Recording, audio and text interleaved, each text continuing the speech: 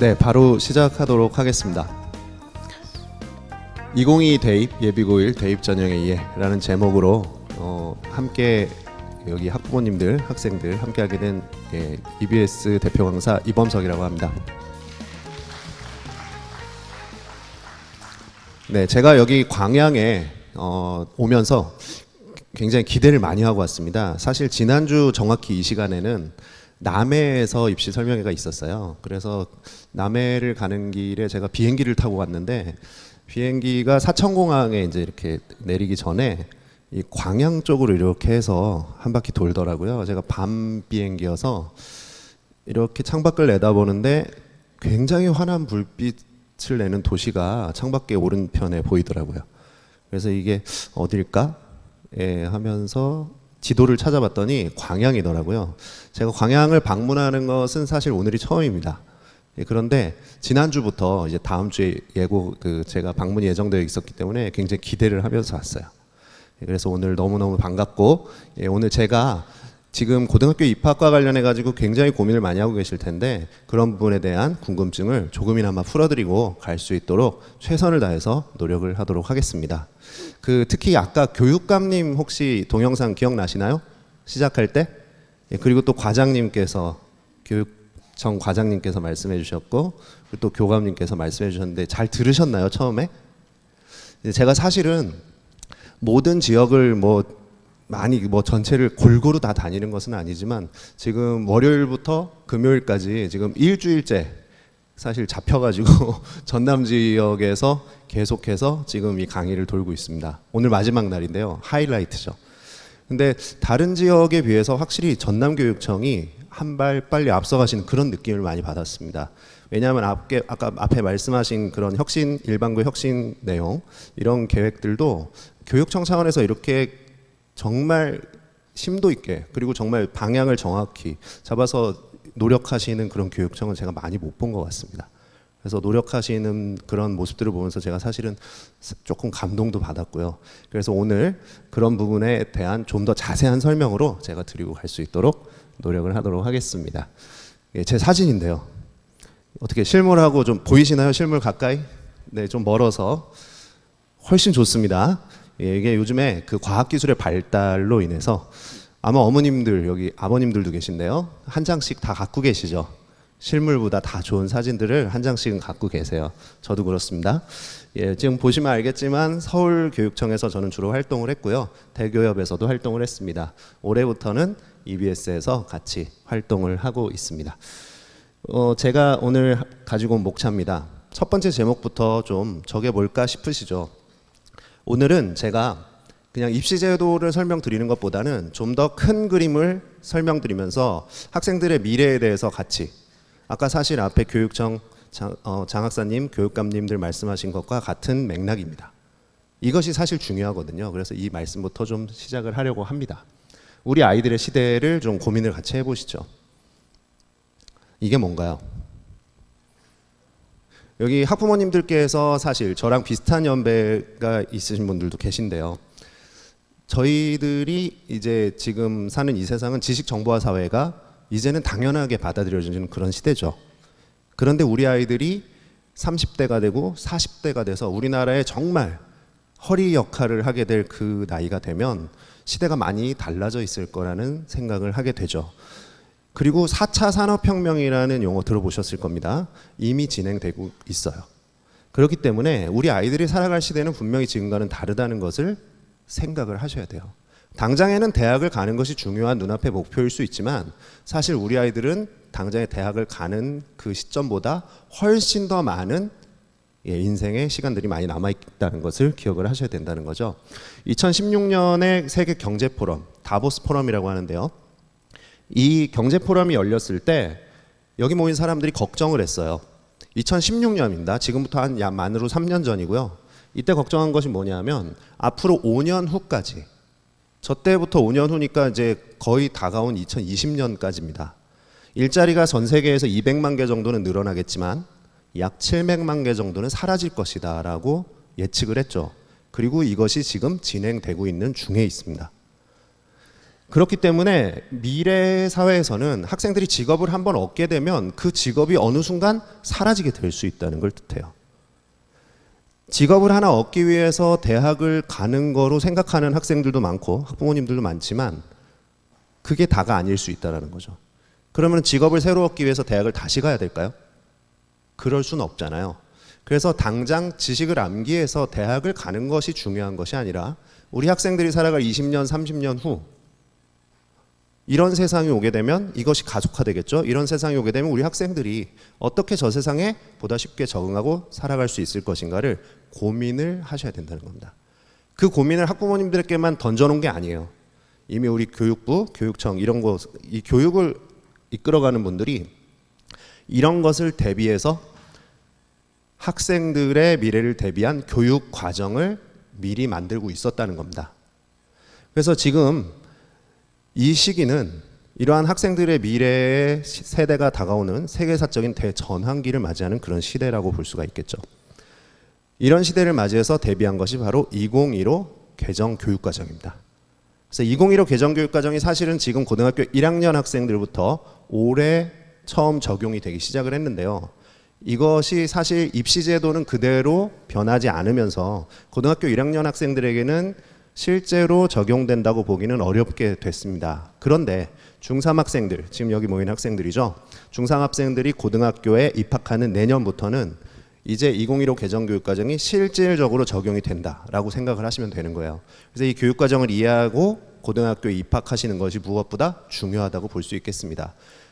대학을 입학하는 것뿐만이 아니라 학생들의 미래를 대비하는 교육과정입니다. 그 내용을 좀 살펴보겠습니다.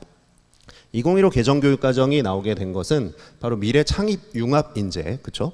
미래 사회에 대비할 수 있는 인재를 길러내자는 것이죠. 이러한 것들은 기존의 지식을 암기하는 것은 소용이 없다라는 것을 전제하는 겁니다. 지식을 암기하는 건 필요가 없죠. 왜냐하면 손 안에 있는 작은 기계 하나만으로도 손가락 몇 번만 까딱까딱 하면 모든 정보가 쏟아져 나옵니다. 맞습니까? 예. 근데 학생들이 손 안에 모든 정보를 이미 다 가지고 있어요. 굳이 외워야 될 필요가 없는 거죠. 근데 이제는 무슨 시대냐면 그 같은 정보를 가지고 있는데 그걸 누가 좀 더 잘 활용하느냐의 그런 역할이 중요해지는 것이죠. 그래서 바로 이 역량이라는 것에 주목을 하게 된다는 겁니다. 그래서 2015 개정교육과정의 중요한 특징은 학생들에게 어떤 지식을 더 많이 암기시킬 것인가가 아니라 어떤 역량을 길러줄 수 있을 것인가를 고민하는 거예요. 그래서 기본적으로 목표인 바른 인성을 갖춘 창의 융합 인재를 만들기 위해서는 이 4가지 인간상이 필요하다라고 이 교육과정에 목표를 두고 있습니다. 자, 그럼 이렇게 하려면 어떤 역량이 필요하냐? 6가지 역량을 제시를 하고 있죠. 그것들이 바로 이 6가지 역량이 되겠습니다. 그 중에서 맨 앞에 있는 역량을 가만히 봤더니 자기 관리 역량이 있어요. 이 자기 관리 역량이야말로 학생들이 여러 가지 정보들을 자기 스스로 판단하고 자기에게 필요한 것들을 골라내고 선택할 수 있는 이런 역량의 기본이 되는 것이죠. 그리고 누가 코치를 하지 않아도, 특히 어머님, 아버님들이 코치하고 있는 학생들이 굉장히 많습니다. 이런 코치를 해가지고 뭔가를 길을 찾아가는 것이 아니라 자기 스스로 길을 찾아갈 수 있는 능력, 이런 역량을 갖춘 학생들은요, 사실 나머지 것들은 알아서 다 갖추어 가게 되어 있습니다. 그래서 이런 자기 관리 역량이 참 중요한데요. 특히 또 이쪽에 보시면 의사소통, 공동체, 심리적 감성 역량이 있죠. 이거는 기존에 지식만 암기해서 대학 갈 수 있는 그런 시대, 지식만 많이 암기하고 있으면 인재로 인정받던 시대가 아니라는 걸 보여줍니다. 이렇게 친구들과 소통하고 자기의 의견을 일부 양보하고 조정하면서 그런 바른 인성을 가지고 친구들과 같이 공동체 속에서 어우러질 수 있는 그런 인재가 되어야만이 창의 융합적인 이런 모습을 드러낼 수 있다는 것이죠. 그래서 이런 인성적인 부분들이 굉장히 강조되고 있다는 것도 같이 기억해 두시면 좋겠습니다. 이 개정교육과정이 그래서 학교 현장에선 이렇게 적용이 되게 되는데요. 일단 융합인재입니다. 그래서 이전에는 문과는 사탐, 이과는 과탐 중심으로 지식을 좀 더 쌓으면 된다라고 했던 것을 과감히 허물어서, 그 경계를 허물어서 문이과 구분을 없애고요. 특히 그래서 공통과목으로 통합사회, 통합과학이라는 과목을 만들어냈습니다. 지금 사실 고1 학생들도 저 과목을 배우고 있는데요. 입시에서 문과는 사탐 중심, 이과는 과탐 중심이기 때문에 1학년 학생들에게는 그렇게 와닿지가 않아요. 그러나 지금 중3 학생들이 고등학교 입학하면 입시도 저것이 융합이 되게 됩니다. 수능 과목은 이제 사탐, 과탐 공통 중에 두 과목을 같이 고르게 되어 있죠. 그래서 이러한 공통 과목이 도입되었다. 그리고 무엇보다도 학생들이 스스로 자기한테 맞는 진로를 스스로 선택할 수 있게 돕는다는 겁니다. 그래서 기존에는 학교에서 거의 공통으로 제시하던 과목들을 이제는 학생들이 좀 더 다양하게 선택하게 해주겠다라는 거예요. 그래서 공통 과목도 있지만 일반 선택, 진로 선택이라고 해서 선택 과목을 매우 큰 폭으로 늘려놓은 것이 중요한 특징이 되겠습니다. 그리고 국어, 영어, 수학만 공부하는 것은 그렇게 뭐 썩 좋은 것 같지 않다. 그래서 일부 90단위에서 84단위로 국수형의 주요 과목의 단위수를 좀 낮췄죠. 그리고 2015 개정교육과정에서 가장 중요하다고 볼 수 있는 것은 바로 이겁니다. 참여형 수업 확대죠. 학생들이 이제 평가를 받는 데 있어서 기존의 시험지에다가 문제를 푸는 그런 시험, 그런 공부법 이런 것이 아니라 이제 수업 시간에 평가를 하겠다라는 겁니다.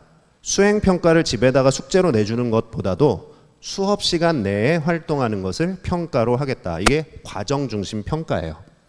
그래서 제가 좀 중요하다고 생각하는 키워드를 빨간색으로 표시해 봤습니다. 그래서 2015 개정교육과정은 이런 것들이 중심이 되고 있구나. 이렇게 이해를 하시면 되겠고요.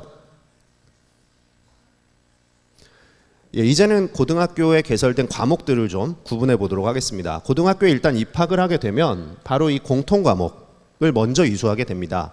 지금 여기 나와 있는 과목들은 국수, 영, 사, 과 이 5개의 주요 과목이라고 할 수 있습니다. 이 주요 과목들의 경우에는 공통 과목을 이수해야만 이후에 선택 과목들을 선택할 수 있어요. 그래서 공통 과목을 먼저 이수해야 되기 때문에 주로 공통 과목은 1학년 때 편성을 하게 됩니다. 그래서 학생들이 일단 1학년 입학하면 공통 과목을 먼저 배우게 될 겁니다. 그리고 이거를 다 이수하면 이 5개의 과목의 경우에는 이후에 일반 선택과 진로 선택 과목으로 선택을 하게 되죠. 근데 지금 보시면 아시겠지만 선택 과목이 훨씬 많은 걸 보실 수 있을 거예요. 물론 대학에 갔을 때 수강 신청하는 것처럼 모든 과목을 내 맘대로 하나하나씩 다 골라 담을 수는 없을 겁니다. 왜냐하면 고등학교 현장에서도 아직까지 그런 것들을 모든 과목을 다 쉽게 선택할 수 있게, 특히 무학년제로 선택할 수 있는 고교 학점제가 완전히 다 준비되어 있진 않아요. 이제 그것은 차차 준비해 나갈 겁니다. 그런데 그 과도기적인 단계로 어쨌든 지금보다는 선택권이 훨씬 많이 늘어난 그런 교육 과정들을 고교별로 개설을 해놓고 있습니다. 그래서 이러한 선택이 좀 더 다양해지게 될 것인데요. 지금 여기가 제가 노란색으로 표시되어 드린 것은 이제 중3 학생들이 나중에 수능을 볼 때 수능에 들어가는 과목들을 제가 따로 표시를 해드린 겁니다. 그래서 일반 선택, 진로 선택. 자, 그럼 이 2개로 선택을 나눠 놓은 이유는 뭘까요? 바로 이 진로 선택인데요. 진로 선택 과목의 경우에는 다른 앞에 있는 공통이나 일반 선택 과목과는 달리 성취도 평가로 평가를 하겠다라는 겁니다. 그래서 내년 들어가시면 1학년 때 지나서 2, 3학년 때 돼서 진로 선택 과목을 고르실 때 평가가 기존의 1등급부터 9등급인 상태평가 제도가 아니라 성취도 평가가 적용이 된다. 그럼 이건 뭘까요? 진로 선택 과목의 내용을 그 제목들을 보시면 좀 이해하셨겠지만 아무래도 좀 더 심화되고 좀 더 자신의 진로에 적합한 그런 과목들을 심화 선택하게 돼 있는 과목들입니다. 그래서 저 과목들을 골랐을 때 사실은 모든 학생이 다 선택하지 않거든요. 그래서 저 과목들은 소인수 과목, 즉 10명이면 10명, 뭐 훨씬 더 적을 수도 있고요. 아주 적은 학생들이 선택하는 과목이 될 수 있다는 거예요. 근데 그런 과목들은 비율로 성적을 1등급부터 9등급까지 나눈다면 학생들 성적을 공정하게 줄 수 없겠죠. 그렇기 때문에 이러한 과목들은 절대평가인 A, B, C, D, E로 평가를 나타내는 성취도 평가를 하겠다는 겁니다. 이 평가의 특징은 모든 학생들이 성취도를 맞추면 모든 학생에게 전부 다 A를 줄 수 있는 평가라는 겁니다. 그래서 이런 진로 선택 과목은 성취도 평가가 적용된다는 걸 기억하시면 좋겠고요. 특히 진로 선택이라는 제목을 다시 한번 보시면 학생들이 나중에 대학교에 갔을 때 전공, 그리고 사회에 나갔을 때 자신의 직업과 연관된 이런 전공들을 고등학교 때부터 선택하는 것이기 때문에 특히 학생부 종합전형을 준비하는 학생들의 경우에는 학생부 종합전형 평가 요소 중에 전공 적합성 부분에서 어느 과목을 선택해서 들었느냐 하는 것 자체를 평가 요소로 활용할 수 있다는 겁니다. 그래서 자신의 전공과 대학에 갔을 때 전공과 관련된 과목들을 미리미리 골라서 듣는 것이 나름 중요하다고 할 수 있겠죠. 그래서 이러한 학생부 종합전형에서 전공 적합성을 드러내는 요소로 선택이 중요해질 수 있습니다. 그래서 이 부분도 좀 같이 기억하시면 좋을 것 같아요. 다음 과목들을 좀 볼까요? 요거는 여전히 상대평가, 기존과 같은 1등급부터 9등급 방식으로 평가하고요. 여기는 성취도 평가로 평가를 한다. 여기는 체육, 음악, 미술, 그리고 제2외국어, 기술, 한문, 교양 이런 과목들입니다. 다양한 과목이 있죠. 이 과목들의 특징은 공통 과목이 없다는 거예요. 공통 과목이 없고요. 이 과목들은 학교에서 고정해서 개설해 놓은 경우도 있고 골고루 선택할 수 있게 만들어 놓은 과목들도 있습니다. 공통 과목이 없기 때문에 1학년 때부터 배울 수도 있어요. 그래서 여기는 1학년부터 3학년 때까지 일반 선택, 진로 선택. 그러나 이 과목들도 마찬가지로 진로 선택은 성취도 평가, 그리고 일반 선택 과목은 상대 평가로 이루어진다는 것을 기억하시면 되겠습니다. 지금 보시면 아시겠지만 공통 과목보다 선택해야 할 과목들이 훨씬 많다는 걸 아실 수 있죠. 2015 개정교육과정의 중요한 특징은 학생 중심의 선택을 매우 강조하고 있다는 것입니다. 이 선택이 중요하다고 말씀드렸죠. 뭐냐하면 대학에서 종합전형으로 학생을 선발할 때 어느 과목을 선택했냐 자체를 본다는 겁니다. 그러면 그게 왜 중요할까요? 지금 보시면 이 표를 아무래도 중학교 학부모님들이 학생들이기 때문에 처음 보시는 분들도 많을 거예요. 이게 뭐냐 하면 서울에 있는 지금 이 주요 대학들이 학생부 종합전형 평가 요소로 제시한 표입니다. 그래서 지금 글자가 너무 작아서 제가 옆에 큰 글씨로 이 4가지 요소를 써드렸어요. 저 중에서 다는 아니지만 대부분의 대학들이 가장 높은 비중으로 평가하는 요소는 뭘까요? 학업 역량도 매우 중요합니다. 맨 앞에 있잖아요. 그러나 사실 점수 비중이 평가할 때 가장 높이 나타나는 것은 전공 적합성이에요. 이 학생이 자신이 지원한 전공에 고등학교 생활하면서 얼마나 관심을 보였느냐 자체가 평가 요소라는 겁니다. 세부 평가 요소를 좀 더 볼까요? 세부 평가 요소를 읽어보시면 느낌이 오시나요? 과목을 선택하는 것 자체가 높은 점수를 받을 수 있는 비법이 된다는 겁니다.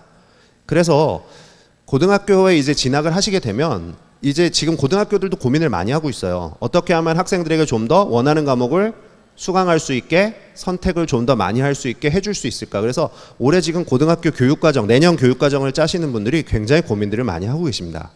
그래서 이전보단 분명히 선택권이 넓어져요. 그러면은 과연 어떤 과목을 선택할지에 대한 고민이 생기겠죠. 어떤 과목을 선택하면 좋을까요? 너무 고민하실 필요가 없습니다.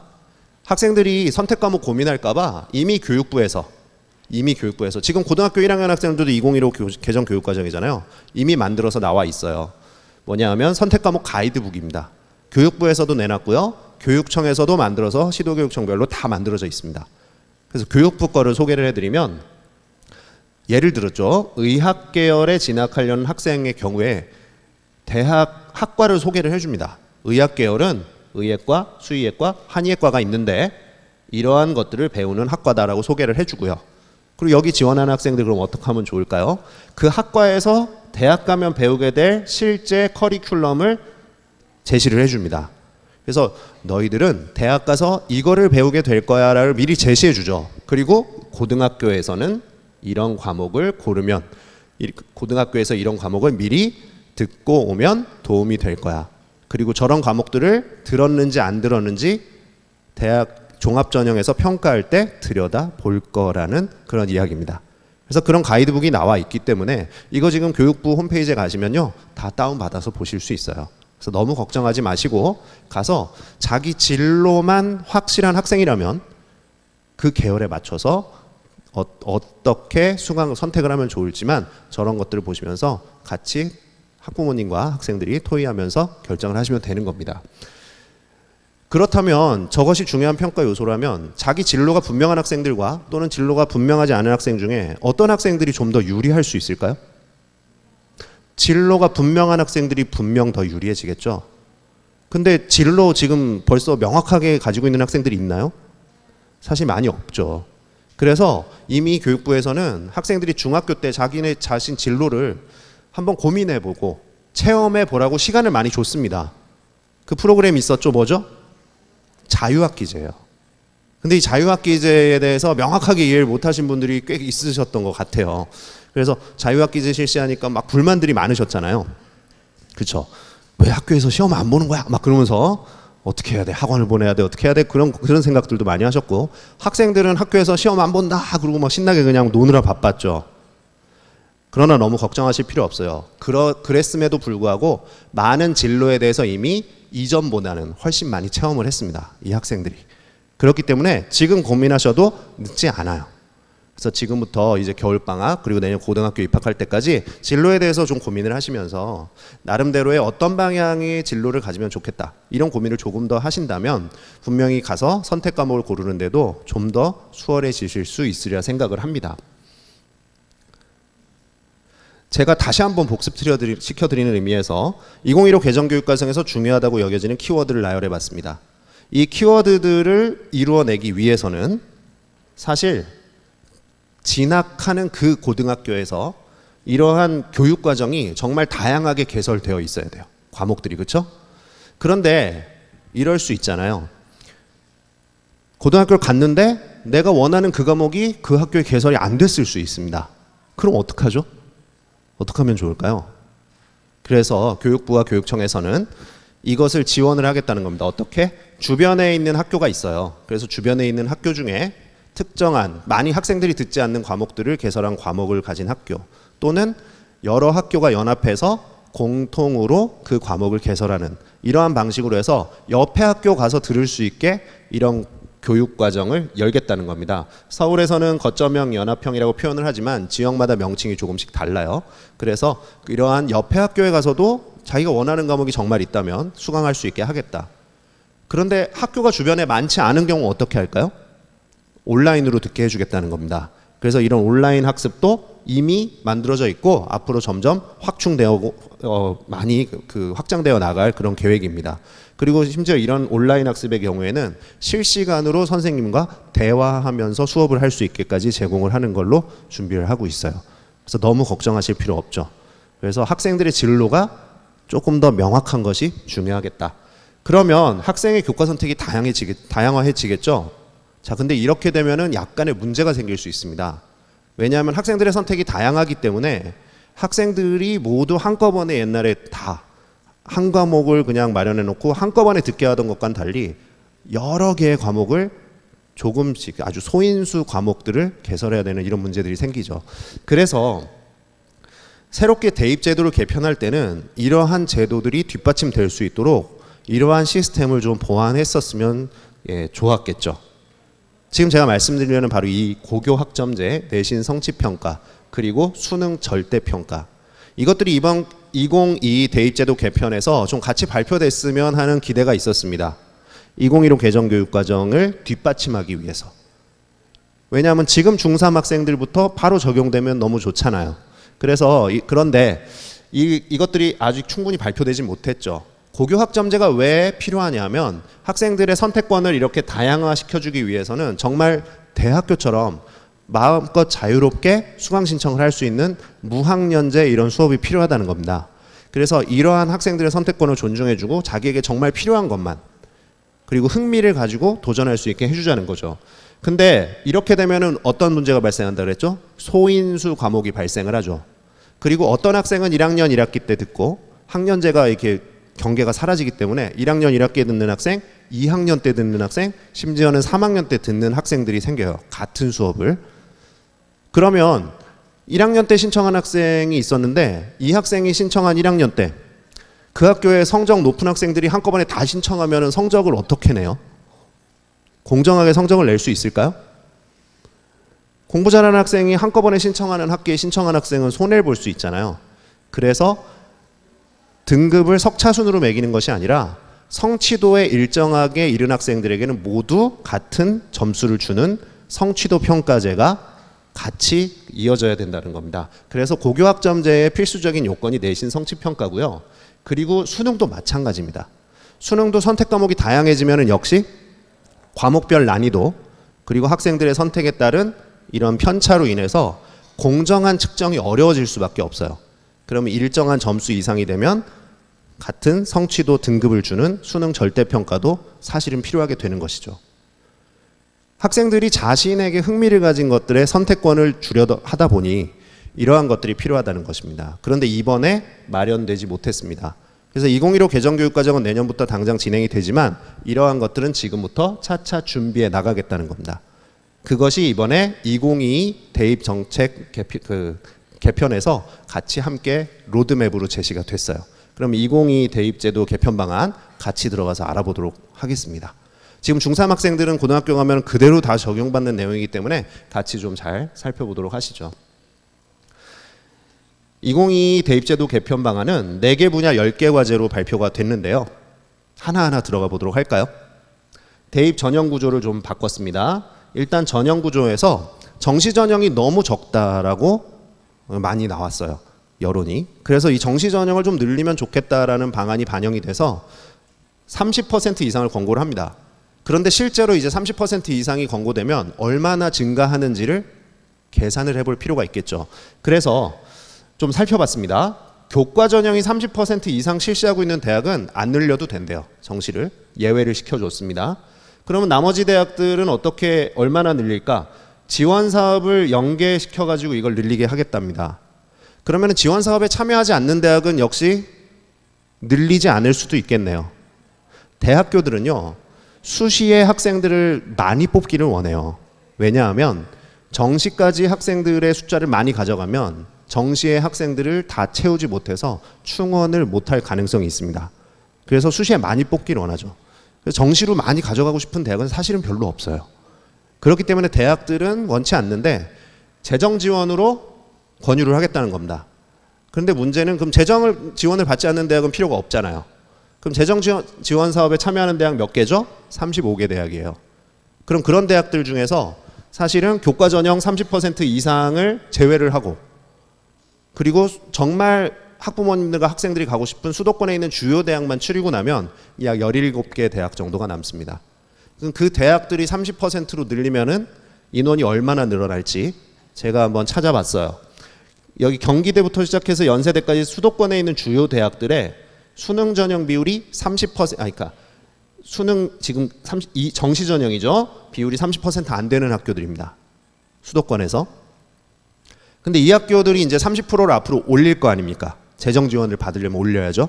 그러면은 어떻게? 이만큼이 늘어나요. 그럼 이만큼 늘어나서 몇 명 늘어나나 개를 살펴봤더니 2,000명 정도가 늘어난다는 거죠. 실제로. 2,000명이 늘어난다는 건 어떤 규모냐면요. 작년 지금 대학교 1학년이 된 작년 고3들 그리고 올해 고3들의 정시 인원이 있습니다. 정시 모집 인원 몇 명 줄었을까요? 1년 만에, 작년에서 올해 1년 만에 정시 인원이 몇 명? 10,000명 넘게 줄었어요. 1년 만에 10,000명씩 줄고 있어요. 거의. 지금 고2 학생들은 한 3,000명 정도 줄었습니다. 예. 근데 2,000명 늘어나는 거죠. 그래서 사실 30%로 늘린다는 거는 실제로 알아봤더니 거의 의미가 없더라라는 겁니다. 그래서 사실 지금과 크게 달라지지 않는다라고 생각하시는 것이 맞습니다. 그래서 정시 전형의 비율이 늘어난다? 그래서 수능에 대해서 준비를 훨씬 더 철저하게 하는 것이 중요하다? 수능 전형에 대한 대비가 필요하다? 예, 수능을 준비해야 되는 건 맞지만 거기에 대해서 뭐 크게 틀이 바뀌거나 그렇지는 않다는 거예요. 실제로 자료를 살펴보시면 그렇게 크게 정시가 늘어나는 것은 아니다라는 것을 아실 수 있고요. 최저 등급도 기존과 크게 달라지는 건 없습니다. 지금 보시면은 대학 자율화돼 재정지원과 연계 과도한 기준 적용하지 않게 하겠다는 겁니다. 기존에도 그렇게 했어요.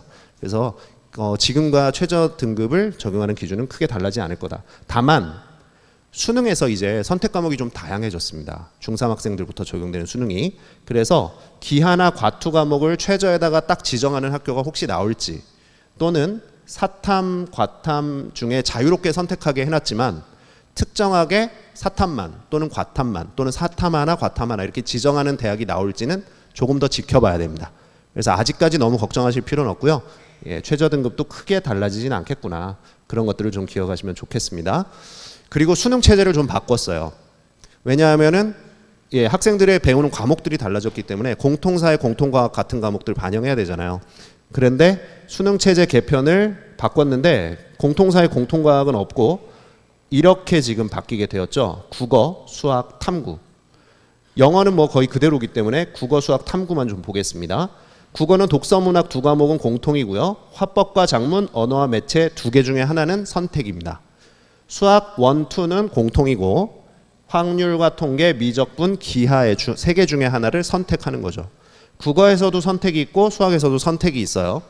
탐구는 사탐 따로 과탐 따로가 아니라 모든 학생이 문이과 상관없이, 문이과는 없어지죠. 없어집니다. 모든 학생이 사탐 9개, 과탐 8개, 총 17개 과목 중에 그냥 2개를 고르시는 거예요. 그래서 이렇게 택 2로 선택을 하시면 됩니다. 자, 그런데 이렇게 선택하는 과목이 많아지다 보니까 학생들이 선택하는 과목별 조합이 좀 많아졌어요. 기존과는 달리 굉장히 많아졌습니다. 지금 제2외국어는 나오지도 않았는데 이 세 과목만으로도 102개 조합이 만들어졌다는 거죠. 그래서 이 학생들, 지금 중3 학생들이 나중에 수능 보고 정시로 대학을 갈 때 사실은 정시는 점수로 줄을 세우는 전형이잖아요. 근데 학생들 선택 과목이 102개 조합으로 이루어져 있다면 이게 과연 좀 더 복잡해질까요? 좀 더 단조로워질까요? 예, 복잡해지겠죠. 그래서 정시 전형이 다소 복잡해질 가능성이 있다. 이런 것들을 좀 기억하시면 좋겠습니다. 과제 4번, 5번은 수능평가 방법과 EBS 연계율인데요. 이건 그대로예요. 국어, 수학, 탐구 영역은 상대평가 그대로 유지고요. 영어, 한국사 지금도 절대평가 그대로입니다. 근데 한 개가 바뀌었죠. 제2외국어는 상대평가였는데 절대평가로 바뀌었어요. 그래서 제2외국어 과목이 그동안은 탐구 과목 한 과목으로 대치가 가능한 대학들이 꽤 많았습니다. 비슷하다고 여겼기 때문에. 그런데 문제는 이제는 비슷하지 않죠. 탐구는 상대평가인데 제2외국어는 절대평가입니다. 그래서 이거를 대치해 주기가 분명히 쉽지 않을 겁니다. 그래서 아마도 제2외국어는 그동안 학생들이 그냥 상위권 학생들은 그냥 한 번씩 보는 과목, 잘 보면은 하나 대체하지 뭐 이렇게 보는 과목이었는데 이제는 조금 지원율이 좀 떨어지지 않을까 그렇게 생각을 하고요. EBS 연계율이에요. 70에서 50으로 떨어졌네요. 그럼 EBS 교재 보지 말까요? 연계율이 낮아져서 연계율이 그대로 남아있다는 게 중요한 겁니다. EBS 교재 말고 연계되는 교재가 따로 있나요? 없죠. EBS 연계율은 여전히 50% 이상 유지가 되고 있다는 겁니다. 그렇기 때문에 직접 연계, 간접 연계 전환된 것은 거의 그대로 출제되던 지문을 응용하겠다는 겁니다. 그래서 이 연계 교재이기 때문에 결국에는 어쨌든 50% 이상은 연계를 시킬 수밖에 없어요. 그렇다면 EBS 교재는 당연히 기본서가 돼야 되는 거고요. 특히 오히려 연계율이 조금 떨어질수록 기본 개념에 더 충실하게 EBS 교재를 활용해야 된다는 거죠. 그래서 그 부분들도 꼭 반드시 기억하셔서 사실 수능 점수를 관리하는 데 있어서 EBS 교재만큼 그리고 EBS 강의만큼 저는 뭐 개인적으로 제가 EBS에 있어가지고 드린 말씀은 아니고 이거만큼 확실한 거는 사실 없다고 생각을 해요.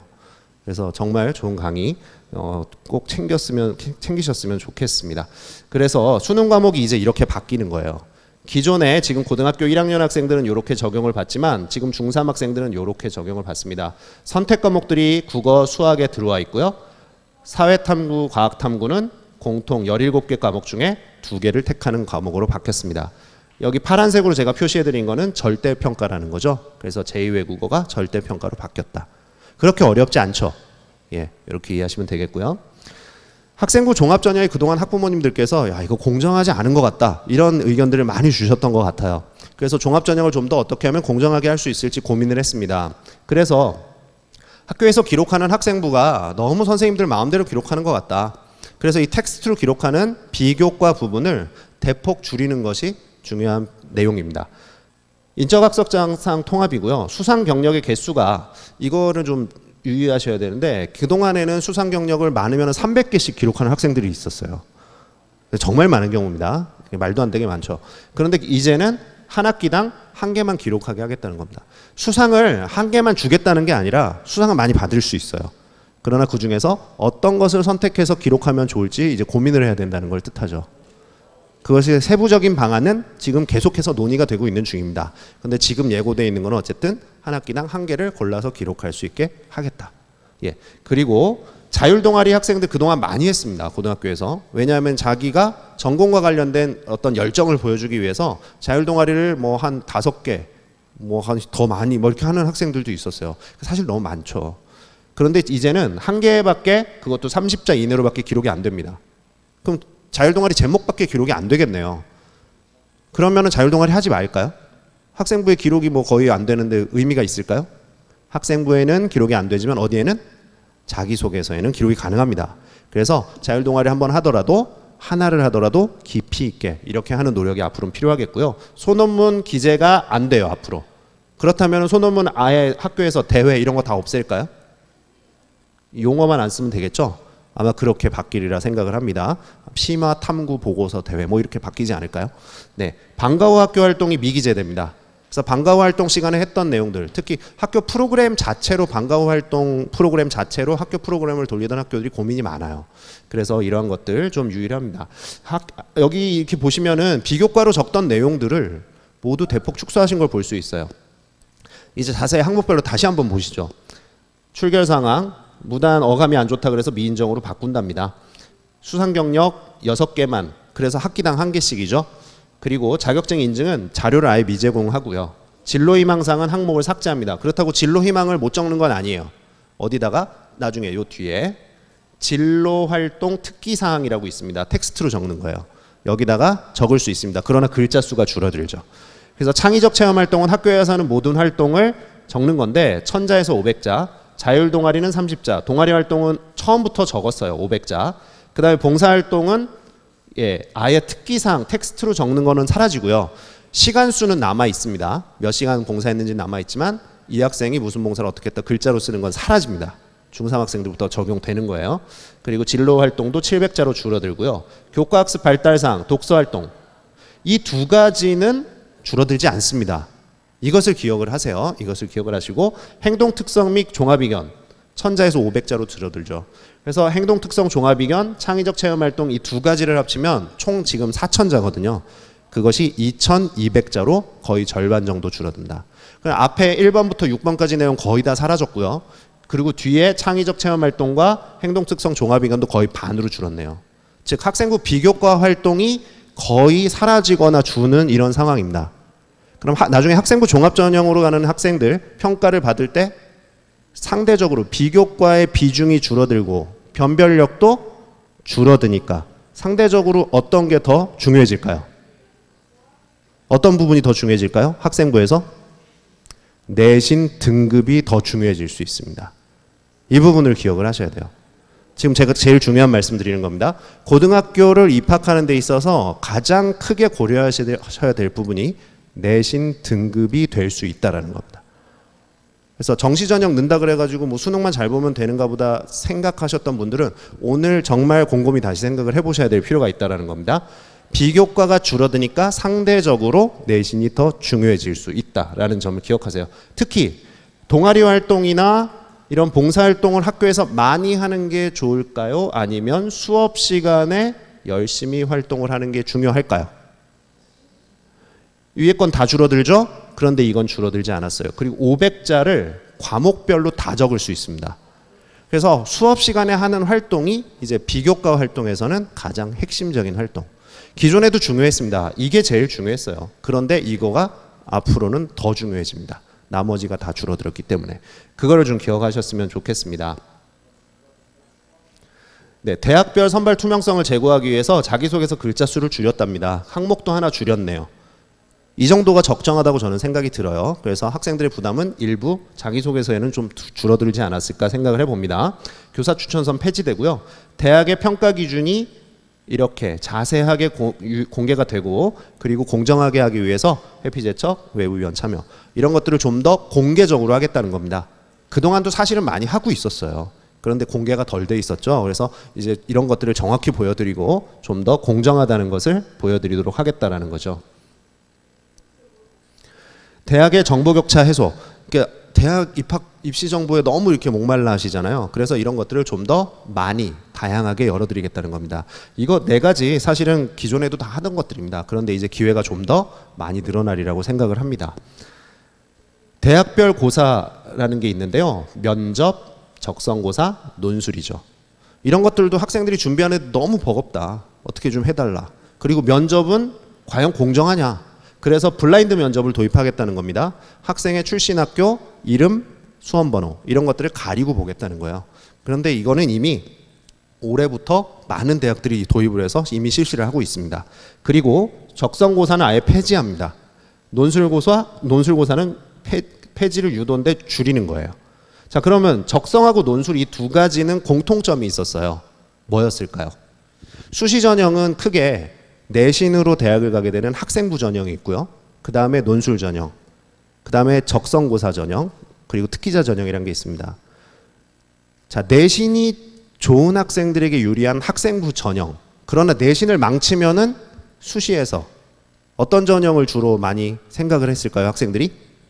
적성과 논술은 요 시험만 잘 보면은 대학을 가요. 그래서 내신 망친 학생들이 탈출구로 여겼던 그런 전형들입니다. 그런데 하나는 없어지고 하나는 줄어드네요.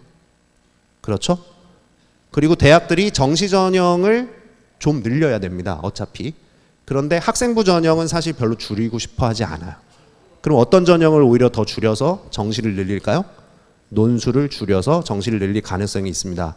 그래서 적성과 논술이 거의 사라지게 된다면 사실 수시에서는 어떤 게 제일 중요해지죠?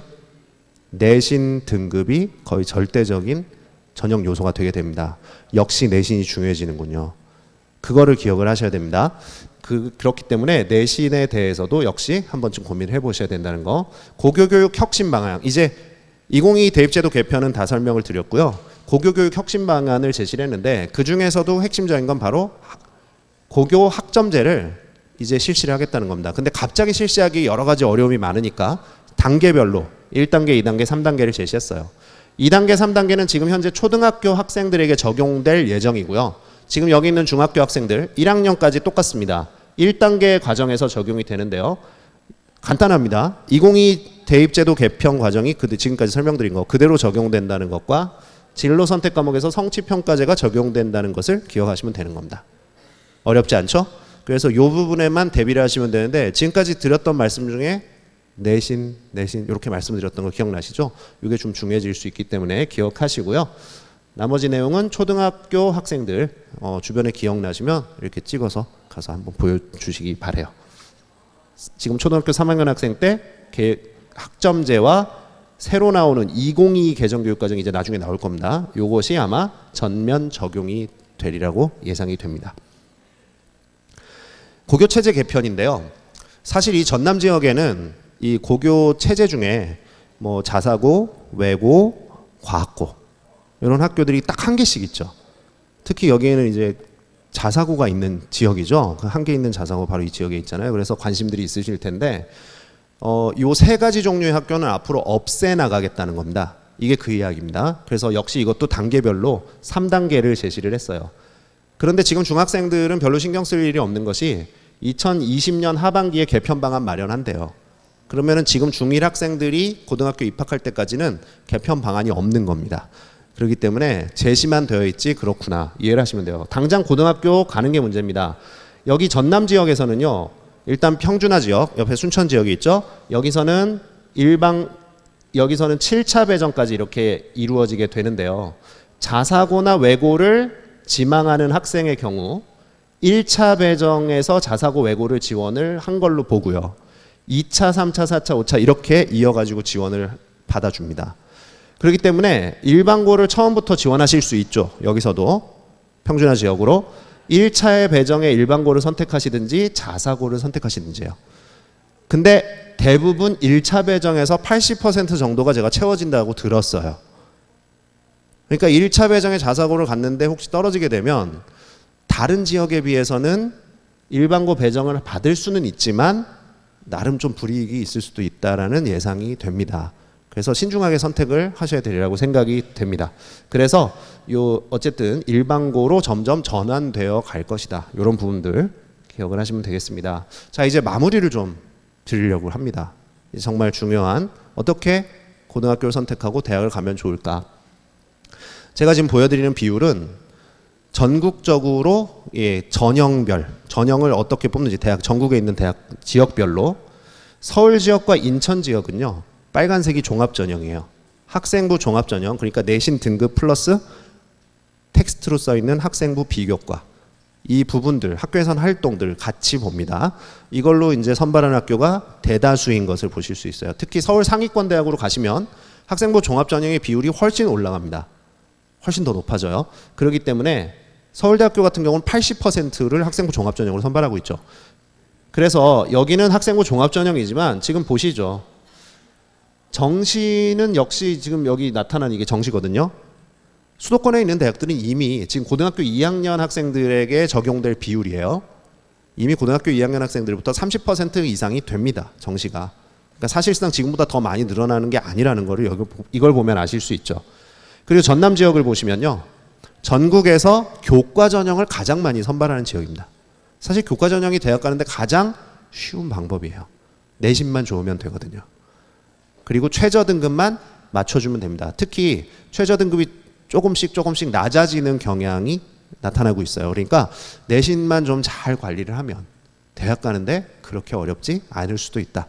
이런 부분들 지역별로 내가 가야 할 지역, 우리 아이가 가야 할 지역이 어디냐에 따라서는 전략이 조금 다를 수도 있다. 이렇게 이해를 하시면 되겠습니다. 자, 그럼 어떤 전형이 좋을까요? 이렇게 크게 4개의 전형으로 볼 수 있습니다. 교과 전형, 종합 전형. 학생부 내신 성적이 좋은 학생들은 이 2가지 전형으로 주로 대학을 가게 될 겁니다. 그리고요. 수능 성적이 좋은 학생들은 정시 전형 그리고 논술 전형은 왜 수능이 중요할까요? 최저 등급을 맞춰야 되는 학교들이 많아서 그래요. 그런데 논술만 최저 등급을 맞춘 학교가 많은 건 아니죠. 자, 보시죠. 이 2개의 전형은 내신이 좋은 학생들에게 유리한 전형입니다. 분명히 내신이 계속 중요하다는 것을 아실 수 있죠. 특히 이 학생부 전형으로 전체 학생의 거의 70% 가까이 선발을 하고 있기 때문에 지금 현재 그만큼 저 내신이 더 중요하다는 것을 기억을 하셔야 되는 거고요. 앞으로는 더 중요해질 수 있다고 말씀드렸죠. 그리고 이 2개의 전형, 교과 전형과 논술 전형은 수능 최저가 있는 전형이 많아요. 그렇기 때문에 역시 이 2개의 전형을 좀 더 생각하는 학생들의 경우에는 수능 준비도 결코 처음부터 만만하게 여겨서는 안 된다라는 것을 기억을 하시면 좋겠습니다. 그래서 결국은 2가지입니다. 내신과 수능. 그 중에서도 바로 재학생들이 그리고 앞으로도 꾸준하게 챙겨야 될 것은 우선 챙겨야 될 것은 내신이다라는 것을 좀 기억하시면 좋겠고요. 수능은요 그냥 정시예요. 수능 점수 자체로만 선발하는 게 정시 전형입니다. 그래서 이 정시는 수능으로만 이렇게 가는 그런 전형이구나 이해를 하시면 되는 거죠. 그렇게 어렵지 않습니다. 어떤 전략이 우리 아이한테 맞는지 그런 것들을 미리 한 번쯤 가늠해 보시고 고교를 선택하셨으면 좋겠고요. 이제 제일 마지막 하이라이트입니다. 고등학교를 선택하실 때 이것만큼은 반드시 생각하고 선택하셨으면 좋겠습니다. 제가 마지막으로 드릴 페이지입니다. 우리 학생이 좋은 고등학교를 가면은 공부를 잘할 거라고 생각을 하시잖아요. 좋은 고등학교를 그냥 갔으면 좋겠다. 그럼 어디가 좋은 고등학교인가요? 중요한 판단 기준은 이겁니다. 학교가 좋아서는 소용이 없어요. 아이가 거기에 갔을 때 어떤 성적을 받을 수 있는지를 정말 냉철하게 한번 생각을 해보셔야 됩니다. 지금 보시죠. 1등급, 2등급, 3등급 안에 들어가기가 이렇게 어렵습니다. 비율이 얼마 되지 않죠? 4% 안에 들어야 되고요. 7% 추가해서 누적 11%, 총 23% 안에 들어가야 3등급 안에 들어갈 수 있습니다. 내신도 마찬가지고 수능도 마찬가지입니다. 그리고 내신도 수능도 모두 1등급부터 3등급 안에 들어가야 인서울이 가능하다라고 일반적으로 여겨집니다. 우리 아이가 그 학교에 갔을 때 이 안에 들어갈 수 있을지 고민해 보셔야 돼요. 대부분의 아이들은 어디 있냐면요. 여기 있어요. 정말 인원이 많죠. 학교에 있는 아이들의 54%, 즉 절반 이상의 학생은 4, 5, 6등급 안에 들어 있습니다. 좋은 학교 간다고 무조건 여기 들어갈 수 있는 거 아니죠.